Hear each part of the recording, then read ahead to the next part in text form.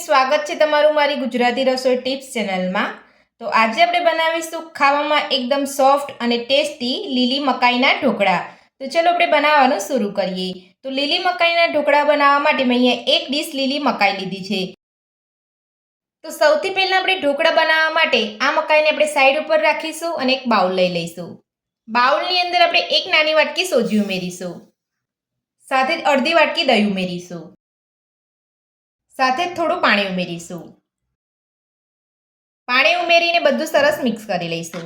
તો જ્યારે પણ તમે ઢોકળા બનાવો તો તમારે આ રીતે સોજી અને દહીં મિક્સ કરી અને પહેલાં પલાળી રાખવાના છે। એટલે આપણે આ રીતે મિક્સ કરીને પલાળી રાખીશું તો આપણું સોજી એકદમ સરસ રીતે ફૂલી જશે અને આપણો સમય પણ નહીં બગડે અને આપણા ફટાફટ ઢોકળા બનીને તૈયાર થઈ જશે। તો આ ઢોકળા ફક્ત 10 મિનિટની અંદર બની જતા હોય છે। તો પાણી ઉમેરીને આપણે સોજી અને દહીંને મિક્સ કરી લીધા છે। તો આ રીતનું તમારે અહીંયા ખીરું બનાવવાનું છે, વધારે પડતું તમારે અહીંયા પાણી નથી ઉમેરવાનું। તો હવે આપણે તેને ઢાંકીને સાઈડ ઉપર રાખીશું। તો હવે આપણે જે મકાઈ લીધી હતી તેને પીસી લઈશું। તો મકાઈને પીસતા પહેલા આપણે મકાઈમાંથી 1 ચમચી જેટલા મકાઈના દાણા કાઢી લઈશું। તો આ દાણા આપણે ઉપરથી ઉમેરીશું। તો આપણે આખા દાણા ઉમેરીશું તો આપણા ઢોકળાનો સ્વાદ એકદમ સરસ લાગશે, એટલે આપણે અહીંયા 1 ચમચી મકાઈના દાણા કાઢી રહ્યા છે। હવે આપણે તેને સાઈડ ઉપર રાખીશું અને મકાઈના દાણાને એક મિક્સર જારની અંદર લઈ લઈશું। તો હવે આપણે મિક્સર જારની અંદર 4 લસણની કળી ઉમેરીશું। જો તમે લસણ ખાતા ના હોય તો તમે અહીંયા સ્કીપ કરી શકો છો। સાથે જ 1 ઇંચ આદુનો ટુકડો ઉમેરીશું, 2 લીલા મરચાં ઉમેરીશું, 2 થી 3 ચમચી જેટલું પાણી ઉમેરીશું। મિક્સર જારનું ઢાંકણ બંધ કરીને બધું સરસ પીસી લઈશું। તો બધું જ આપણે અહીંયા મિક્સર જારની અંદર પીસી લીધું છે। તો હવે આપણે ચેક કરી લઈશું। તો તમે જોઈ શકો છો આપણી મકાઈ એકદમ સરસ રીતે પીસાઈ ગઈ છે। તો હવે આપણે પીસેલી મકાઈને આપણે સોજીની અંદર ઉમેરી લઈશું। તો પીસેલી મકાઈ આપણે અહીંયા સોજીની અંદર ઉમેરી લીધી છે। તો હવે આપણે બધું સરસ મિક્સ કરી લઈશું। તો બધું જ આપણે અહીંયા સરસ મિક્સ કરી લીધું છે। તો હવે આપણે તેની અંદર જે આપણે મકાઈના દાણા કાઢીને રાખ્યા હતા તે ઉમેરી લઈશું।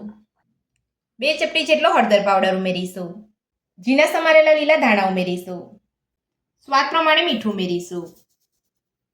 બધું સરસ મિક્સ કરી લઈશું। તો બધું જ આપણે અહીંયા સરસ મિક્સ કરી લીધું છે। તો હવે આપણે તેની અંદર 2 ચપટી જેટલો બેકિંગ સોડા ઉમેરીશું। બેકિંગ સોડાની જગ્યા પર તમે ઈનોનો ઉપયોગ પણ કરી શકો છો। ઉપરથી આપણે થોડો લીંબુનો રસ ઉમેરીશું। બધું સરસ મિક્સ કરી લઈશું। તો આ પ્રોસેસ કરવાથી તમારા ઢોકળા એકદમ સોફ્ટ બનશે અને ખાવામાં પણ એકદમ ટેસ્ટી લાગશે। તો બેકિંગ સોડા ઉમેરીને આપણે બધું સરસ અહીંયા મિક્સ કરી લીધું છે અને આપણે ઢોકળાનું ખીરું બનીને તૈયાર છે।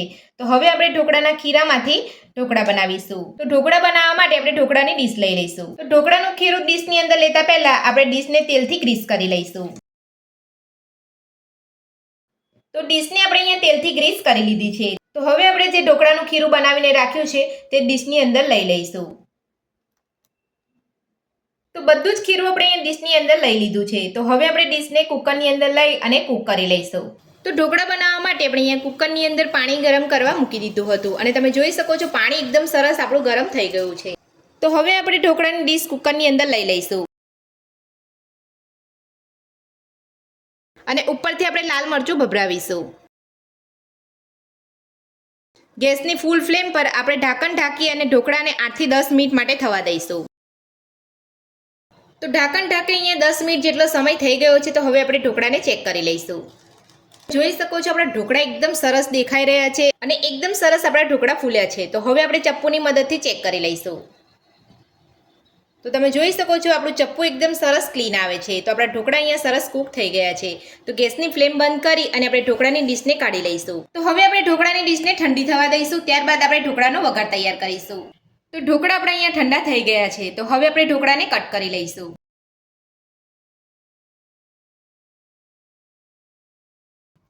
તો ઢોકળાને તમારે નાની મોટી સાઇઝની અંદર કટ કરવા હોય તો તમે કરી શકો છો।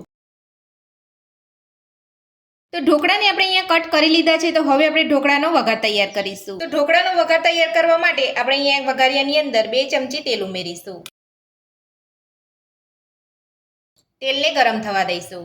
તો તેલ આપણું અહીંયા ગરમ થઈ ગયું છે। તો હવે આપણે તેની અંદર નાની અડધી ચમચી રાઈ ઉમેરીશું, નાની અડધી ચમચી સફેદ તલ ઉમેરીશું, 2 લીલા મરચાં ઉમેરીશું, હવે બધું સરસ મિક્સ કરી લઈશું. તો વઘાર આપણો બનીને તૈયાર છે. તો હવે આપણે વઘારને ઢોકળા ઉપર રેડી લઈશું. તો બધો જ વઘાર આપણે અહીંયા ઢોકળા ઉપર રેડી લીધો છે. તો હવે આપણે તેની ઉપર થોડા લીલા ધાણા ઉમેરીશું. તો લીલા ધાણા આપણે અહીંયા ભભરાવી લીધા છે. તો હવે આપણે ઢોકળા કાઢી લઈશું. તો તમે જોઈ શકો છો એકદમ સરસ આપણા અહીંયા ટેસ્ટી ઢોકળા બન્યા છે. તો તમે જોઈ શકો છો આપણા ઢોકળા એકદમ સોફ્ટ બન્યા છે અને આ ઢોકળા ખાવામાં પણ એકદમ ટેસ્ટી લાગતા હોય છે. તો લીલી મકાઈના ઢોકળા બનાવવાની રીત તમને મારી કેવી લાગી મને કોમેન્ટ બોક્સમાં કોમેન્ટ કરીને જરૂરથી જણાવજો અને મારી આ રીતે ઘરે એકવાર બનાવવાનો જરૂરથી ટ્રાય કરજો. આજની રેસીપી પસંદ આવી હોય તો વિડીયોને લાઇક કરજો, ચેનલને સબસ્ક્રાઇબ કરજો, તમારા મિત્રોને જરૂરથી શેર કરજો. Thank you.